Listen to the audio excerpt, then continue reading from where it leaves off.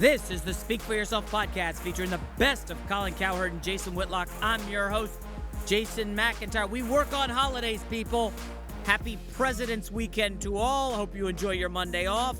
Whitlock, hope you enjoy your Monday off. On to the show. Cowherd takes issue with the competition factor in the NBA All-Star Game. Guys, I cannot stress how much this is overblown, okay? The league is fun. It's an All-Star Game. Nobody wants to get injured. Nobody's tuning in to see defense. They want to see threes and dunks and threes. Nobody tunes into the Pro Bowl to see defense. This is reality. People want offense. They like it. I enjoyed the game. Fox Sports In the Zone podcast host Chris Broussard, he was at the All-Star Game, and he tells you why Westbrook versus Durant is great for the NBA. We dive into the question if LeBron was trolling Steph Curry last night by taking the half-court shots. Kind of love that. Fox Sports basketball analyst Jimmy Jackson, he responds to Colin's harsh words about Kentucky basketball. Cowherd's definitely onto something here. I think it's a fascinating topic. And Pro Football Hall of Famer Chris Carter, back from vacation, breaks down why he would go Tony Romo over Kirk Cousins. I throw my watch in the pot. I shove all my chips in the middle. I'm backing Kirk Cousins. Ready for Speak For Yourself? Take it away, Cowherd. All right, welcome to Speak For Yourself. Happy President's Day. I'm Colin Cowherd. Jason Whitlock is out this week. In his place, we have all-star panel of Chris Carter, Hall of Famer, longtime NBA vet Jim Jackson, and my guy Chris Broussard. Let's start in New Orleans, okay, where DeMarcus Cousins, a mega talent, showed up for All-Star Weekend, but will be staying a lot longer after the Kings traded the big man to the Pelicans for the rookie Buddy Hield, Tyreek Evans, Langston Galloway, and a bag of peanuts. Cousins had a tumultuous tenure in Sacramento, to say the least, but the talent is absolutely undeniable. All right, Mr. Broussard, did the Kings make a mistake getting rid of the super talent? They didn't make a mistake in trading him. I think they made a mistake in the way they did it. Look, you obviously didn't get much for him. They're going to waive Langston Galloway. Yeah. Tariq Evans is gone after this season. You basically got a draft pick, a first-round pick, and Buddy Hield. Right. Okay, a role player.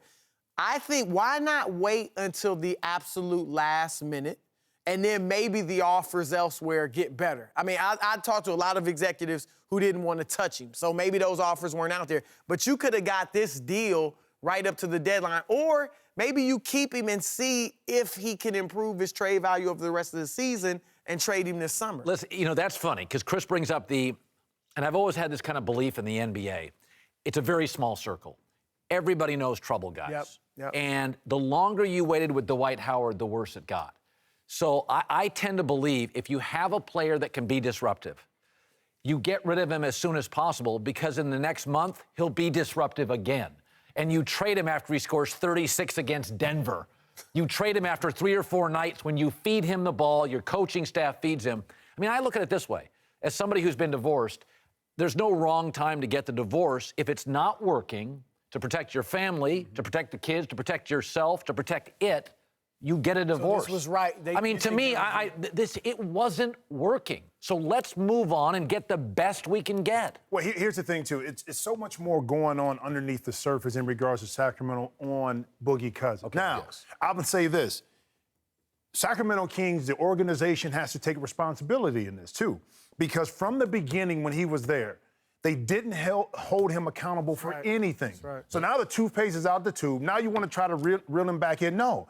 He needs to have an organization that's going to hold his feet to the fire. And they never did that. So he was allowed to act, to react, to do things that were incomprehensible to what they wanted to do. So they have to take fault in that. But I thought it was great for them to finally have to move forward, to move on. Because they weren't going to the playoffs. They weren't winning. Mm-hmm. So cut the cord now. Let me make an argument to Chris on this. Let's just call him a conflict guy. I don't want to take any shots at DeMarcus. Conflict guy. He creates conflict. I think it's harder to keep a conflict guy in the NBA because I can't cut him. I'll take a risky personality, a conflict guy in the NFL. I can cut him.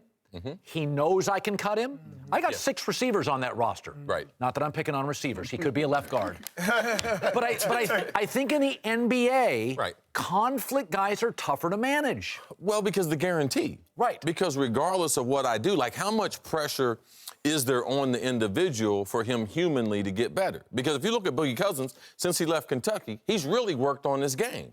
So that's really not the question. He can shoot threes. Mm-hmm. He's got an intermediate game. His post game is second to none. We all agree to that. But as a person, how much time has he spent on working on the human being? Because when you have that guaranteed money, now, is this enough of an impetus for him to be able to get more help? Because I know he's gotten some help in the past, because he just lost $30 million.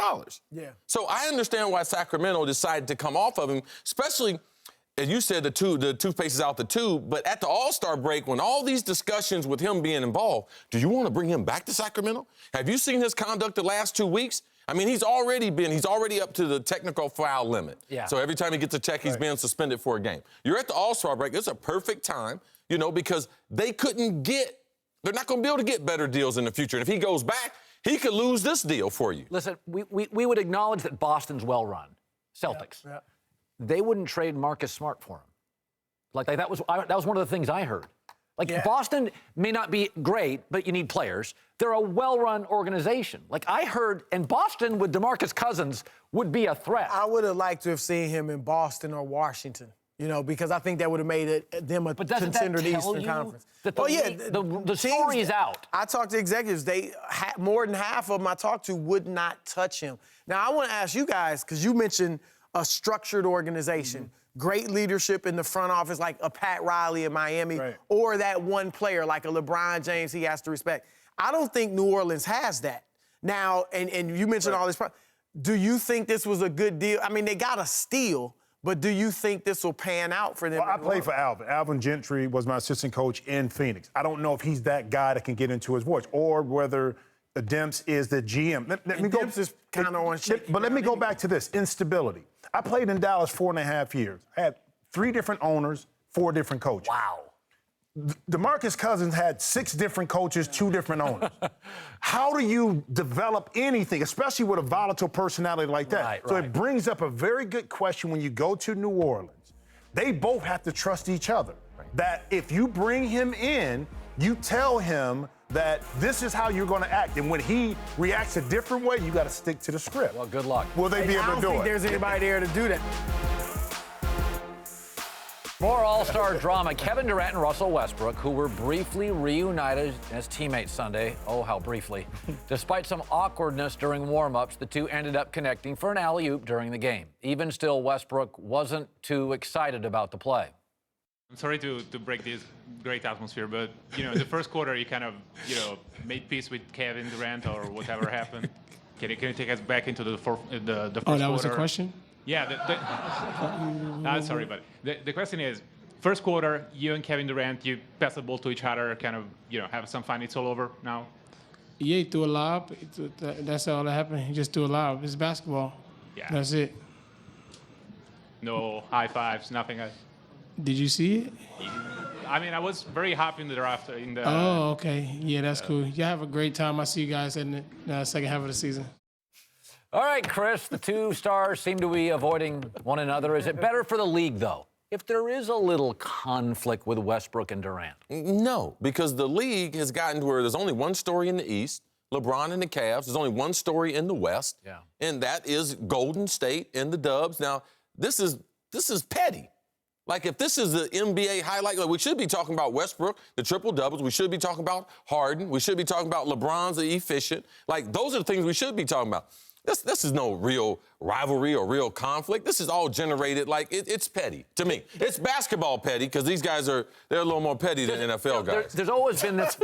There is, again, these guys are superstars. Could I make the argument, Chris, that conflict is good? It used to be that guys hated each other. And these are on opposite teams. And like in Hollywood, every movie's got conflict. Doesn't matter if it's Harry Potter. It doesn't matter if it's Star Wars. Or it's a good guy, or it's a bad guy. I could argue conflict sells. I actually think it's good because, as you mentioned, Chris, we've got 2 stories. Cleveland, Golden State. We need more storylines during the regular season. How would we have sold that game 2 weeks ago when they went back to Oklahoma City without this conflict? Once they make up, Kevin Durant's already been back to Oklahoma. It's not competitive on the court, so now how do we sell it? Once we Ross need hooks drama. Up, remember Friends, the show? It is petty, but we need drama. I'm going to go back to what you said about baseball. Remember you said this about Cleveland and the Cubs on who really should win. With the Cubs, because it's such a storyline, now they won, the storyline isn't there anymore. Don't tell our executives, but the truth is they're not as interesting. Exactly. So the storyline is, and it goes back to this, is that conflict? Is that something else during the regular season that's going to draw eyes to the TV screen? Keep in mind, when Durant left OKC, it took eyes away from the TV. Golden State was going to get the viewership. Right. But what happened is not many people were as interested in watching OKC. Because that was a great story. Small market, but now it's a great story to see it when it happened. So I think it's good from that perspective. I don't like the pettiness, but I think it's good from eyes. Sometimes, casual fans say the NBA can be too many divas. Now, whether that's true or not, there's that sense. Is there a sense, though, this is, superstars, like their life's not good enough, now they can't get along? Does it play too diva-ish for middle America? I don't think so. And I think, look, this is how Russell Westbrook is. Yeah. He's built different. Yeah, I saw him Saturday night or Friday night at the AllStar party, and it was a bunch of NBA players there, and he was just to himself. Always. His parents were there. Yep. He's not the type to hobnob just to hobnob and say, I'm hanging with so-and-so. So I think Russell is playing along with it with the photo vest and not, high-fiving Durant and all that. But I don't think he's staying up late at night worrying about Kevin Durant. I think he's just like, whatever. I think what he did was weak, and I don't really have any time for him now. I will say this about the All-Star game. I thought it was pretty interesting in the All-Star game because when I watched that game yesterday, it has, over the last 3 years, gotten, and I don't want to be old guy, screaming at clouds, but I like pro sports because I like competition. Yes. I can't watch the Pro Bowl. There's no competition. Right. I sat there yesterday, watched this thing for about 15 minutes. They're not competing. At least Durant and Westbrook was a story. Like, I think the All-Star game weekend, you could take the game out now if you just went and agents met, and power brokers met, and you got a lot of business. It was a convention, and you canceled the game. I think the league would say it was a hell of a weekend. I remember one time in the Pro Bowl, I was going against Rob Woodson. I told him when I came out the huddle, be alert, man, they're coming to me. He said, thanks for the heads up. So they ran a route to me. It was very competitive. He was like, thanks for the heads up. So the next play, I was like, they're going the other way, man. We can relax. You wanted to go get into it? Yeah, no. But he was like, thanks for the heads up. Because he wanted to. But at least you competed. Yes. They don't guard people during this All-Star game. I'm going to tell you this. I think it was 88. It was in Seattle. Tom Chambers won the MVP. I remember that. Yeah. That game was so competitive down the end of the stretch of the game. It wasn't no layups given up, but it was a different group of guys. It was a different mindset that time. The first couple of quarters, you always played a little, but when it came to late third and fourth quarter, those guys played. The difference now is everybody's friends, everybody's cool. But now y'all may disagree. I actually think it was relatively competitive up to about 4 years ago. I noticed a distinct difference in 2014. This is interesting. And it was the three-pointers. Yeah. In 2013, the score was like 143, 135. Not a bad score. They took 71 threes. In 2014, they went up to 100. Then it was 133. Then 139, 122 yesterday. Exactly right. Now all they're doing is just hoisting threes, and now the lane's wide open, nobody's defending, and it's just dunks and three-pointers. And it's a bad pickup. It's become the Adam Sandler movie of Hollywood. It's mindless. Like, nothing against Adam. Why Leonard didn't want to play. Exactly. I think he's like, man, look, I want to play basketball. Welcome back. Chris Carter, Chris Broussard, Jim Jackson back. Let's move to LeBron James, who had an interesting performance in the All-Star game last night, mostly because his shot selection featured a suspiciously high number of Steph Curry-like long-distance shots. Kind of seems like LeBron may be sending a message, trolling last year's unanimous MVP, though he denies he has any rivalry with Steph. I don't have a rivalry with Steph Curry. There's no way you can say, let's talk about a rivalry, and you say Bird and Magic, Carolina Duke, Ohio State Michigan, and then say LeBron and Steph. It's disrespectful to those other three that I just named, that you even try to put us in a class with that. We haven't had enough battles, and who's to say we will have future battles, we'll see. But to put us in category with, no, it's impossible. You can't do it. All right, I don't make a ton of that. Do you think LeBron's trolling Steph? I mean, it's a disrespect to put him in the same category as him, as LeBron. That's what he's saying. I mean, that's what he's saying. Don't even put Steph in the same, because he hasn't gotten to that point yet of being on the same level as LeBron James. Now, subliminally, LeBron is going to nudge at you with little stuff. Yeah. And that's what he does. Chris, you know it's an Ohio thing. You figure it out. And that's why he gave him the Ohio State-Michigan thing. Because you know he was Ohio State. Yeah. And he was just saying he's not Michigan yet. Exactly. That's what he was saying. Yeah, Michigan, right? Yeah. Remember years ago, Derrick Rose won the MVP. Mm-hmm. And LeBron was mad. Okay, LeBron wouldn't talk about it. He was upset. Mm-hmm. And then he said when they played, fourth quarter, I got Derrick Rose. Yep. And Derrick shot 17% for the fourth quarter. Remember, I'm going to show you a play from last year because I think LeBron is in Steph's head. Remember the loose ball in the finals and Steph went and LeBron blocked it? Mm-hmm. I know it's a little thing, but that was like, no finesse guy. Yep. No gimmies when I'm on the floor. That one right there, too. And that play right there was the fact that even if he would have fouled him, it wouldn't have mattered. It was just like, you're not going to be able to get that off on me. I do think LeBron's playing with the Warriors. I sense he's kind of trolling them a little bit. Not with the shot selection. Because in the month of February, LeBron shot 60%. His highest month shooting from three. So he's been feeling it from three. I think he's just having fun yesterday. Everybody's throwing up shots. Did you see the one he hit against Indiana? Yes. I mean, that was no All-Star game. Yeah. I mean, that was 8-10 feet behind the three-point line. So you don't think the threes are trolling, but would you buy into he is playing games? Well, absolutely. Anytime you mention you can't have us in the same breath. I mean, the guy's been two-time MVP. We have faced him twice back-to-back, but we weren't matched up against each other. It's more of a Kyrie and Steph rivalry compared to LeBron because first time Andre Iguodala had to hold him down. Right. The next time it was Draymond Green and a combination of people. So I can understand why LeBron would say that. That's not a troll. That's reality. I agree with him on that. Golden State Cleveland is a rivalry. He's wrong in that regard. But LeBron, Steph, positions are important, or at least being similar sizes. Magic, Bird, same size. Bill Russell, Wilt Chamberlain, same size. Right. Even Dr. J and Larry Bird, same position. Right. So Kobe and LeBron, we tried to make that a rivalry. It never was. They just never met in the finals. Right. If they had, though, they're similar size players, both swingmen, so it would have worked. But I'll say this, if Steph was having this year the type of season he had last year, then maybe this could become a rivalry because Steph did take the face of the league from LeBron. There's no question. For a year, he was more liked by kids. Yep. He was way more liked by the media. Yep. You're closer to this league. That didn't sit well. No. LeBron, he didn't like that at all. Because he knows he's still the best player. He knows, look, I'm the most valuable player in the league. And I should be. Why am I not getting that award every year? Now, players have better seasons, but obviously he's the MVP of the whole league. That does bother him. But here's the difference. When Michael Jordan played, it was a certain aura about Michael. I don't care who came in the league, who stepped up, young, old, it didn't matter. It was still Mike. With LeBron, even Steph and other guys, Kobe, it was the respect factor there, but it was lack of respect in some aspects where you couldn't play with Kobe. LeBron? Or any of these players. Okay.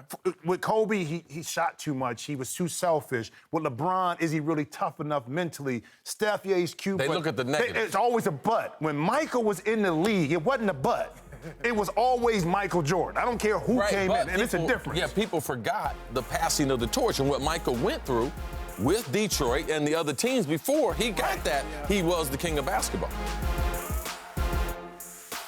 All right, to college hoops. Oh, I'm the bad guy here. Kentucky coach John Calipari says an all-Wildcat team would win an NBA title. He's nuts.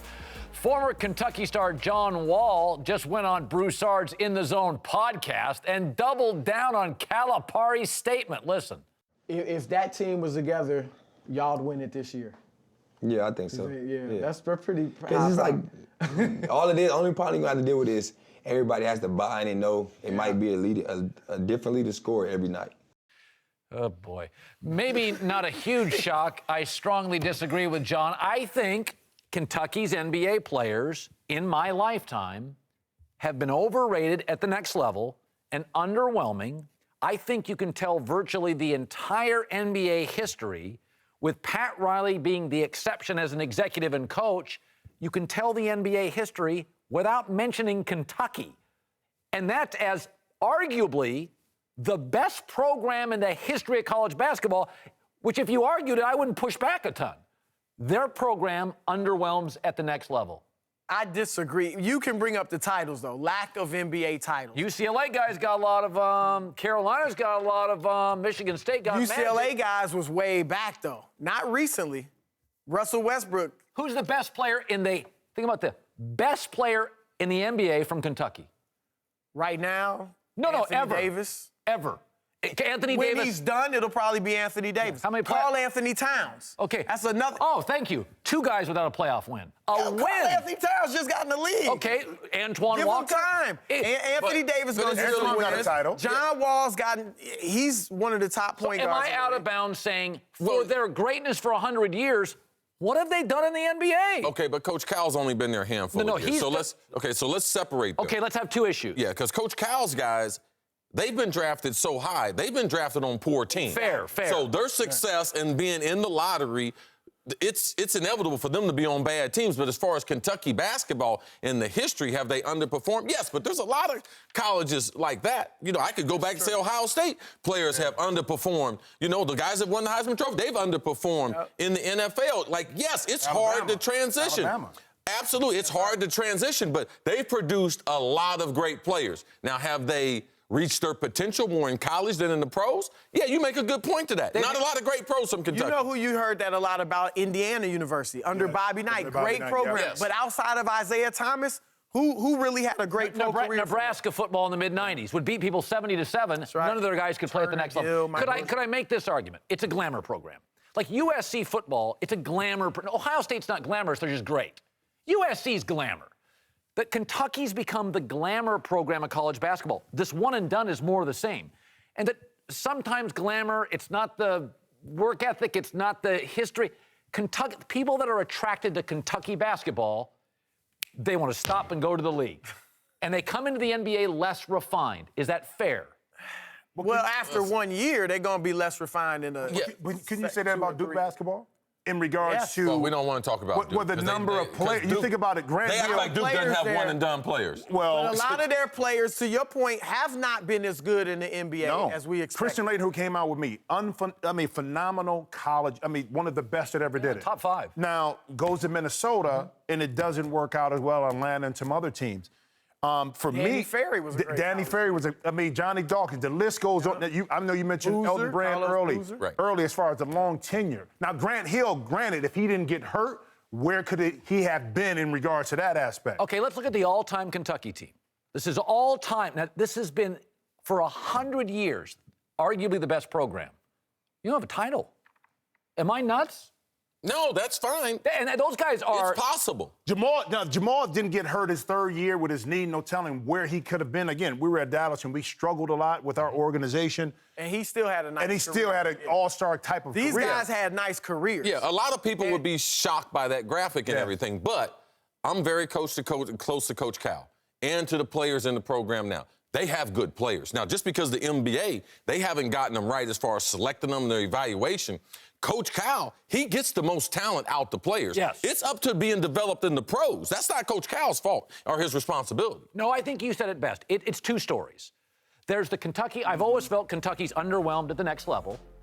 I think Cal has bridged the gap quickly because I actually think Anthony Davis and Karl Anthony Towns will end up being like 15 years from now. will be their best players.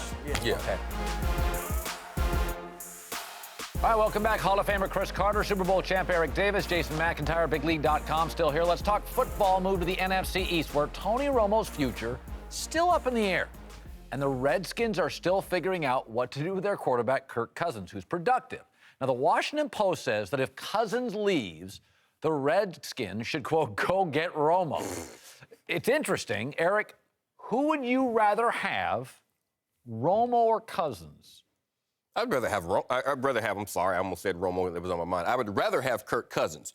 Reason being, I think Romo is the much more talented player. Your mom used to tell you, go with your first thought. No. Your mom used to tell you, go with your first thought. My first thought is that I don't want to play with my backup. And Chris, I know I'm going to have to play with my backup if I put in Romo. He's not going to make it through the season. He's a more talented quarterback when healthy, but if I have to say when healthy, what other position? And this is the most important position in football, but what other position would I go into on a football field saying, you know what? If my wide receiver, Chris, I like Chris, but Chris is going to give me 6 games.